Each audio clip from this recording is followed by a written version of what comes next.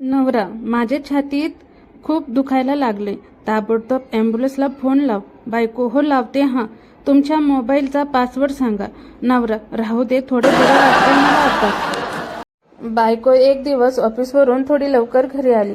गुपचूप बेडरूममध्ये येऊन बघते तर काय, रजाईच्या खालून 2 पायाऐवजी 4 पाय दिसत होते. तिचं डोकं एकदम सणकलं.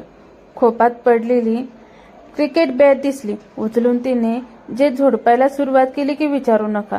2-3 मिनिटांनंतर दमली. किचनमध्ये आली. पाहते तर काय, नवरा किचनमध्ये दिसला. तिला प्रचंड धक्का बसला. मग नवरा हसत म्हणाला, अगं, तुझे मम्मी डॅडी आलेले आहेत. थकले होते म्हणून मीच म्हणालो आमच्या खोलीत झोपा. घे अजून संशय.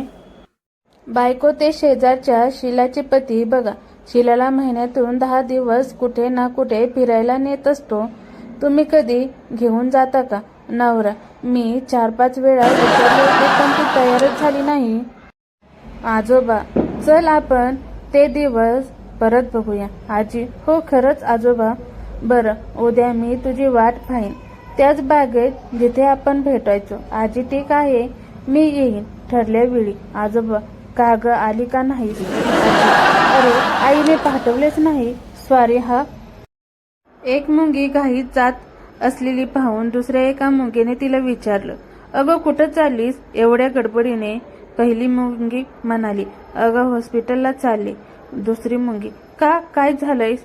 पहिली मुंगी, अगं, हत्ती दादा आजारी आहेस ना, त्यांना रक्ताची गरज आहे, मी रक्त देऊन येते.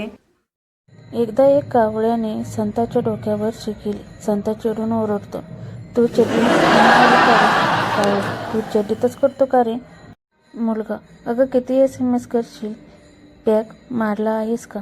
मुलगी, हो रे, पण तू सुद्धा कधी नाही तो आज माझ्या प्रत्येक SMSला रिप्लाय देतोस. तू पण पॅक मारला आहेस का?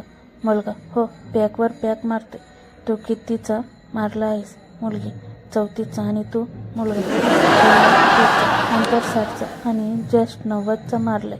रम्या म्हणतो, सम्या, कानात बाळी कधीपासून घालायला लागलास? सम्या, बायको माहेरी जाऊन आल्यापासून. रम्या, वहिनीने तुझ्यासाठी आणली काय माहेराहून? सम्या, नाही रे, ही बाळी तिला माझ्या अंथरुणात सापडली. सांगितल्यापासून ती कानात घालते.